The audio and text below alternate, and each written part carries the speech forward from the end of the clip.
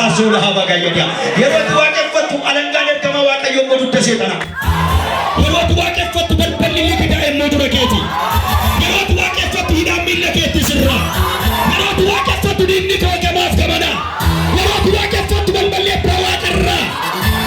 Yaazoo kaa paaradoona fakkaatiya. Harka mirgaa ol kaasa. Yeroo hundumaan jedhame. Fuulli koo ifaa. Nani lilchaa'edha. Gooftaa kottan gammada. Jireenya Itoophiyaas na gammachiisee tuun taane gooftaa mattan gammada. Ameen jedhi. Gooftaa tan gammada. Nooza gadiya, profeekeetiya, suweekiya. Timana musbireeru gammadi gooftaatti dhaani. Neema geetaa hullee destanyaan hullee. Maqaa abbaatti kan ilmaatti kan hafuura qulqulluu waaqayyo tokkotti maddi gammachuu inni ta'e Yesuus mana keetti ol agarra.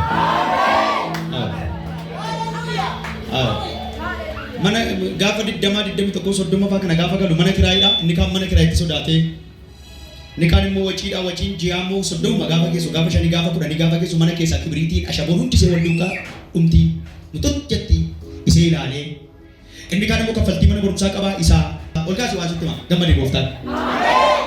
Walumaa kaasee gammadi gooftaatti jedha. Waan namas bira jiru gammadi gooftaatti jedhaani. Inni dhufaa Yesuustu dhufaa. Hingallaan biyya keenyatti hin dagannaaf rakkoo hin irraanfannaam. Yaa lagoon hafa gati ala nabees. Waay jedha Yesuustu dhufeedha. Utuun waaqessuun isa eegaedha. Utuun gammaduun isa eegaedha. Isa cufame duukaa hin cufamuedha. Isa baname duukaa hin banamuedha. Bara baraan isa banameedha ka. Samii banamaa keessan jiraadheedha. Huneeta weedelloo mine Geeta Yesuus immoo ይባረክ. Neegaadha halle taa. Torban sadaffaa yoo jaalala waaqayyoo taa'e waa'ee fayyinaa haasa'aa turre. Gooftaan keenya waaqarraa Yesuus Kiristoos waaqarraa gaafa dhufe fayyina fidee akka dhufe. Jedha fayyina hidhaadha. Fayyina fidee akka dhufe. Inni lubbuu keenya fayyisee sammuu keenya wallaalaa godhuudhaaf hin dhufne. Inni lubbuu keenya fayyisee foon keenya kaanseriitti kennuudhaaf hin dhufne. Inni lubbuu keenya fayyisee dhaggeeffadhaa hiyyeessa taanee harka namaatti akka galluuf hin dhufne. Ilaasa kana beeka. Namni erga lubbuun isaa fayyee dhugaaf hafuuraan gooftaa waaqeffata taanaan har'a dukkanaa'e malee boru bari'aaf. Utuu imimmaan lolaasuu boollatti hin galu.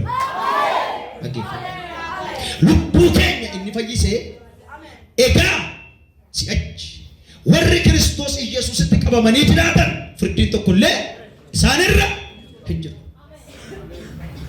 Kangidi በክርስቶስ ላሉት በእነሱ ላይ ኩለኔ ኩነኔ የለባቸው። erga lubbuu keenya fayyise erga harka keenya ol kaafnee gooftaa amannee abaarsi jireenya keenya irra taa'uudhaaf taa'u mirgaaf dirqama qabu. Qaamni iyyameef tokkittiin hin jiru.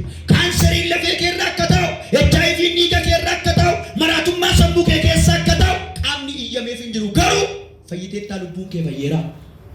Isuma waan nuti yaaqe.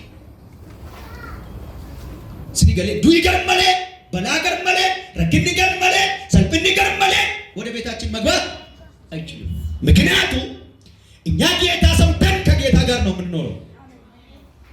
እሱ በእኛ ውስጥ ይኖራል፣ እኛም በእርሱ ውስጥ እንኖራለን። ስለዚህ በጌታ ያሉት እጋ አማ ወረ ክርስቶስ ተቀበመን ይጅራታን ትፈርዲን ሳር ተፈረደሙ ተኮለ እንጂ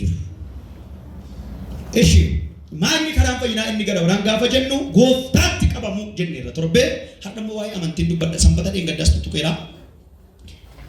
ወንጌል ማርቆስ በቁናቶር በለኮስ ድደሚ አፉር ባፈዳ ኢየሱስ አቺ አደሜ ናኖ መንደረ ጢሮስ ደቄ መነ tokkotti ልጥ የሙስ namni tokkoyyuu achi jiraachuusa akka hin barre barbaadeetu haa ta'uyyuu malee dhugachuun isaaf hin danda'amu. Si'uma sana iyyuu dubartiin intalli ishee hafuura hamaadhaan qabamte tokko waa'ee isaa dhageessee dhuftee miilla isaatti kufte. Maal goote? Dubbadhaa maal goote? Isa waaqessu. Itti kufuun maal gochuudha? Sagaduufi sagadu. Dubbii cimaa dhalaa. In kufin miilla kootti naan sagadin jedhe. Daani'el faan garuu ergamaadhaan maal jedhaniiru? Naan sagadin jedhaniiru. Warri Kiristoos Yesuus waaqa miti gooftaa miti jedhan kulluqisii. Miilla Yesuusitti maal goote? In kufte. Miilla Yesuusitti kufte. Miilla isaatti kufte. Dubartittiin nama kutaa biyya Finiiqee Sooriyaa afaan Giriikii dubbattis turte. Waliin beekan Yesuus wajjin afaan tokko naasaa. Isheen hafuuricha hamaa intala ishee keessaa habaasuuf Yesuusin kadhatte. Kuftee in kadhatte. Yommus inni dura ijoollonni nyaatanii quufan buddeena ijoollotaa fudhanii sarootaaf darbachuun ba'eessa miti isheedhaan jedhe. Isheen garuu deebiftee yaa Gooftaa saroonni iyyuu gurramaatti ijoollotaa irraa harca'ee hin nyaatu jetteen. Yesuus immoo sababii akkas jettee dubbatteef nagaatti dhaqe. Hafuurichi hamaan intala kee keessaa ba'eeraa isheedhaan jedhe. Kana irratti isheen gara manaatti galtee mucaa ishee hafuurri hamaan keessaa ba'ee siree irra ciiftee argatte. Ameen jedhama. Itti qabamanii jiraachuu gaafa jedhamu cal jedhanii duukaa deemuutu hin taane maaman. Bageetaa manoor maaman. Itti maanamas bareeru. Itti qabame jiraachuu amanii jedhaani. Jedha amanii jedhaani. Amanuu itti qabamanii jiraachuu dhaggeeffadhaase. Namni erga Gooftaatti qabamee jiraate maal gochuu qaba gaafa jedhu humna fayyisuu akka inni of keessaa qabu amanu. Duukaa erga bu'ee fayyisuu akka inni danda'u amanu. Balbala banuu akka inni danda'u amanu. Hundumaa gochuu akka inni danda'u amanu dhaggeeffadha. Erga Gooftaatti qabamnee Gooftaa wajjin jiraanne Gooftaatti qabamnee erga jiraanne wanti gara biraan nutti qabachuu hin danda'u. Garuu maaltu murteessaadha gaafa jennu amanti. Gooftaan inni nuyi duukaa jirru kun fayyisaadha. Gooftaan inni nuyi duukaa jirru kun eebbisaadha. Gooftaan inni nuyi duukaa jirru kun ofuma isaatii balbala banamaa. Jirtu addaan ofuma isaatii garuu maaliif dukkanatti darbinaa? Fuulli keenya hin ifu, nagaan keenya hin ifu, kiisiin keenya duwwaa, fuulli keenya gurraacha, nagaan keenya waliin isaan beekamu jireenya maaliif gaafa jennu? Hin kadhanna amantii hin qabnu. Hin waaqessina amantii hin qabnu garuu. Fuula isaatti dhiyaanna amantii hin qabnu garuu. Gooftaa duukaa erga deemanii maal gochuu? Amanuu jedhame? Jedha amanuu jedhaa amanuu. Amanuu. Eessa jira hin kaa'ennaan? Bara booddeetti bara dhumaatti bara du'aa kan wajjin akka inni du'aa ka'u anuu beeka. Beekuudhaaf amanuun garaagarummaa guddaa. Seexanni Yesuus fayyisaa akka ta'e si dura beeka. Beeka garuu maaliin goone hin amanne hin fudhanne. Amanuu dhiisu jechuun fudhachuu dhiisu. Seexanni Gooftaa akka inni ta'e namni tokko utuu hin dubbatin ergamoonni utuu dhugaan ba'in ilma Waaqayyoo isa waaqarraa dhufeedhaaf hojii keenya keessa maaltu si galche jedhanii arraba isaan dubbateedha. Garuu maaliin goone? Inama ማወቅና ማመን እኔ ጴንጤ ነኝ ኢየሱስን አውቃለሁ አይደለም ማመን ማወቅ አይደለም በማወቅ መንግሥተ ሰማያት መግባት አትችልም በማወቅ ከበሽታሽ መፈወስ አትችልም ነው ማልጎቹ ለማለ አመኑ ኦቦሌሰ ቆሸራ ከናረጉት ከነ ከሰና ነው ዲሲቲ ኢየሱስን ተቀበሚ አመን ይሳው ጅጅራ ወልካሰ ሪላ ሀባጋ ያዲያ መቃሰዱ ኤቱ አሞ ኤከ መቃ ጎፍቲቸ ጎፍቶታ ኢየሱስ ክርስቶስ ነብይተ ናዝሬት አፉሪ አመንቲ ሲተገሉ ጀዳ አመኑ ሄዳታ አመኑ ጀቹን ሞ ማል ጀቹ ጋፋ ጀ ኢየሱስ ክርስቶስ ዋቀራ ከሩ አፉራን ገራ ማርያም ከሰ አከቡፈት ፎኒ አከደለ በየለፋረት አከሪበት አከፈኒፈም አከወራናም አከዱ አከአዋለም ጉያሰዲ ወረዱን ግዱ አከቡለ ዱአሞ ያከከይ ጉያስ ደፋት ኢሰከነ ማልጎቹ አከኮ ከነ ተነተኑ ኡቱንታኔ አመኑ ማል ፎኒ እንደለተ አፉራን እንደለን ኢየሱስ ጋፋ እንደለተ ቅሌሰቱንታኔ ዳይ እንቀበ ማርካ እንዱብሰኒ እንዱብስ መጫፈ ሰከረ እንዱብስ ገሩ ማሊ ጎረ ኢናበለ አይፈልጉማ አጅማልጎቹ ስራይ ጋፋ ጀኑ ቤኩሚት አመኑ ቤኩስ ለመርባደኒ ባየን ከሰኒ ሰከነ በርባደኒ ጣጣ ስንት በቃታ እንዲኑ ኢየሱስ አከጎሬ ጀን ጣጣ ስንት በቃታ በርባዳ በቃ ኢየሱስ ይፋይሳ ነማ ማን መቃንሳሱ ሰሰን አዶቻ ሰረፈተኒ ማለት ገሉ በርባዳ ኢንቫይሳ አርከ ከጀ ከረካዱ ኢንቫይሳ ዱደ ከረከ ካዱ ሚለከ ከረከ ካዱ ኦ ሰይቲ ከነ ዱቂ ጭረቸ ከነ ኪሲ ካዱ ሰከነ ቤክና ማለ ዲቴይሊ ወይ ኢየሱስ ከነ ገሪ ፈገኛም ቤኩም በርባ ወልካ ሰርከ ዋን ስትማ ኢቲማን ወልካ ሰን ulfaata ኦልማ ካሴ ulfaata ዳዋንተ መቃ ኢሰዱኤ ዱአሞ ኤከ መቃ ጎፍታ ኢየሱስ ክርስቶስን አማ የሮ ከን አከት አመንቱ ከን ጎዱ አፉሪ ስትተገሉ አሜን ጀዳ አመኑ ሄዳካ ማመን በጣም የሚያስፈልገው እምነት ነው ድሬኛ ከኛ ረቲ ወንቲ አመኑ ማንጎቹ ደጋ በጀኑ ወንቲ ቤን አመኑ ከራረፊ ሁንዱ መዱካ ፊጋ ኢነከ ኢየሱስ ፈይሳከቱ ሬዲዮ ብራት ደገ yeroo inni dhufee karaa irra darbe nama ilma Daawit ila dhageessanii itti himaa amanuu jechuun jedhaani dubbachuu jechuudha jedhaani dubbachuu jedhaa dubbachuu jedhaa ka dubbachuu jedhaa dubbachuu jedhaa Yesuus hin fayyisaa garaa kee keessatti saliqimsan akkana garanyaa nagarii utuu hin taane Yesuus hin fayyisa kan jedhu afaaniin dubbachuu kitaabni qulqulluun maal jedha Yesuus gooftaa akka ta'e afaan keetiin yoo beeksifte Waaqayyo abbaan du'a akka isa kaase garaa keetti yoo amante maal ta'a hin fayyita Yesuus Kiristoos gooftaa ta'uusaa afaan keetiin Waaqayyo abbaan immoo warra du'an keessaa akka kaase garaa keetti yoo amante maal goota hin fayyita fayyina bara baraa qaba kanaaf fayyinni fudhachuu amanuu dubbachuu jedhana duukaa fudhachuu jedha amanuu jedha dubbachuu jedha kana sadan irraa dhufa namni baay'een hin barbaadu sadan orjiidhaan wanti baay'een haay koppii wanti baay'een isaa koppii raayitiidha wanta addunyaa irra jiru kun Yesuus malee waan kadhattiin lafarratti dhugaan gara biraan hin jiru abbaan barbaade fudhatu abbaan barbaade dhiisu waan tokko sitti Yesuus malee fayyisaa gara biraan hin jiru ameen hin jiru hin jiru jedhe Madara kirratti le Yesuus Phaawulos jedha bara dhumaatti jedhame namoonni jedha barsiisa yaada isaanii barbaadu jedha barsiisa yaada isaanii Yesuus akka lallabamu barbaadan barsiisa yaada isaanii kanaaf madara kirratti illee Yesuus hin gaafa lallabnu afura qulqulluu gaafa lallabnu namni taa'ee uummata dhaga'uun barbaadu waa'ee taphaa oduu durii mammaaksa dubartoota dulloomanii dhaggeeffadha kaleessa bara sanatti akka ta'e miidiyaa irratti immoo akka ta'e amma yeroo kana Awustiraaliyaatti akka ta'eera Firaankifuurtitti akka ta'eera amma yeroo kana Faransaaytti akka ta'eera isa barbaada malee macaafa qulqulluurraa wanta ta'u hin barbaadu sababni maaliif gaafa jennu baricha bara dhumaatti seexanii sammuu dhalootaa kana kontirooleera karaa beekamaa karaa hin beekamne to'annoo dhaggeeffadha harka isaa jala galchuu waan barbaadu isa kaan dinagdeetti fakkaate isa kaan haala nageenyaatti fakkaate isa kaan haala jireenyaatti fakkaate isa kaan barumsatti fakkaate sammuu isaa to'atee ol kaasee harka kee Yesuus irratti lallabamu hin jettaa ameen jettaa Yesuus mana kee irratti lallabamu Yesuus jireenya kee irratti lallabamu kanaaf iyyaati Yesuus jedhaa kan barbaadu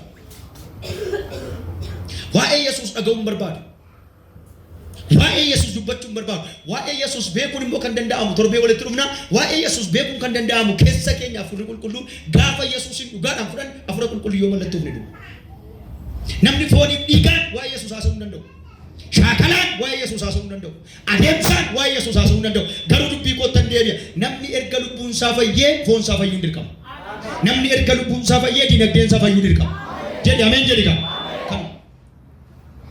namni erga lubbuun isaa fayyee dhaggeeffadhu sitti nima sammuun isaa fayyuun beekumsaan fayyuun jireenyaan fayyuun eebbaan fayyuun hojiidhaan fayyuun dirqama erga sammuun isaa fayyee harki isaa fayyuun dirqama xonqaayin iyyuu dhaggeeffadhu waan meeqa walitti xaxxee hafa meeqa walitti xaxxee kiisii keessa kaadhottee sa'aatii godhadhu jettee qubeelaa godhadhu jettee bobaa jalatti hidhadhu jettee bineensa mana kaadhu jettee dhaggeeffadhu waan meeqan eebbifti Yesuus Kiristoos waaqarraa nu abaaruu nu eebbisuu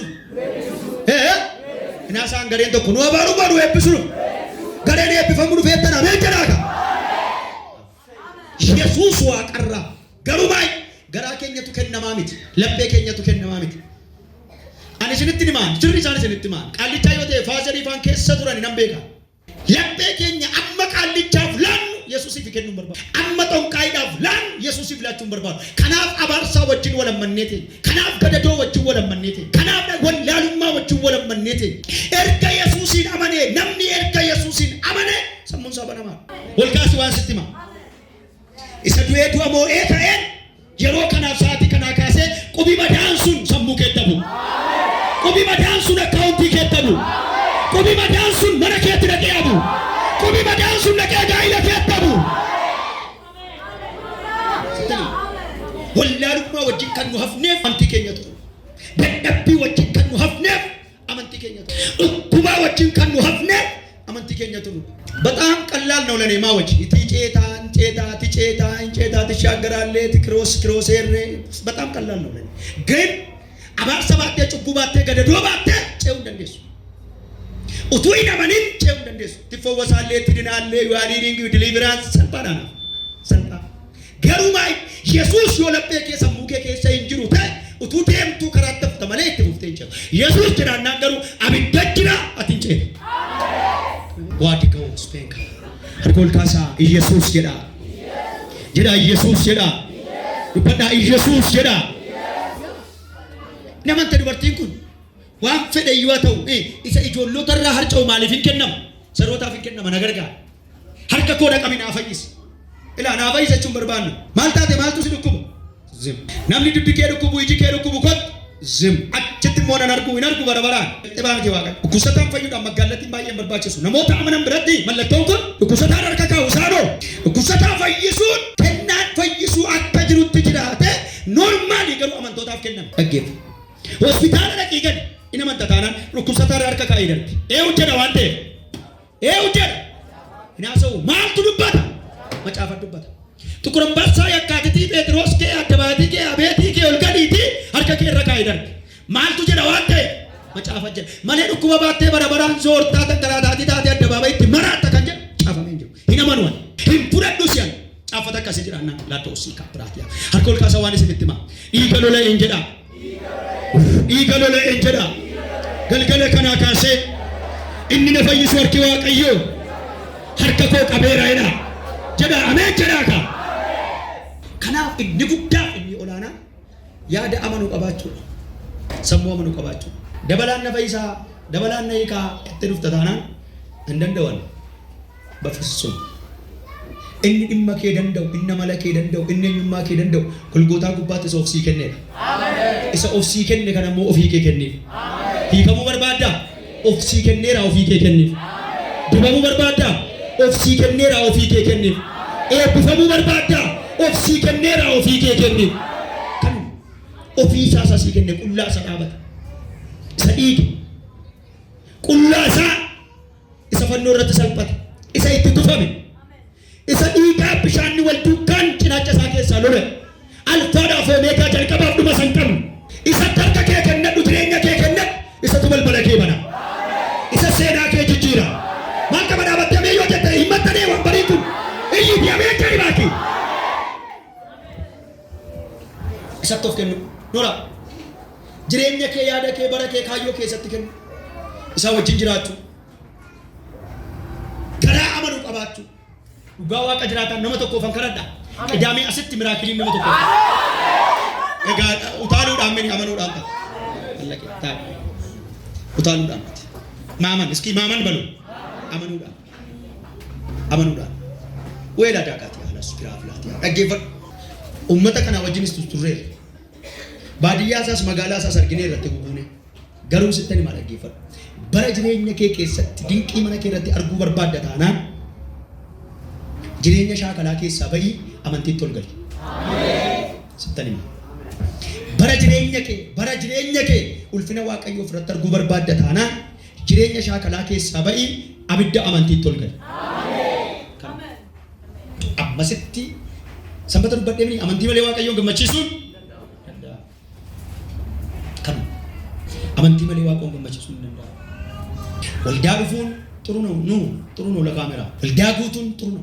እግዚአብሔር ጠረን እግዚአብሔር መገኘት እግዚአብሔር ክብር በህይወታችሁ ላይ ካልተገለጠ ምን ያደርጋል?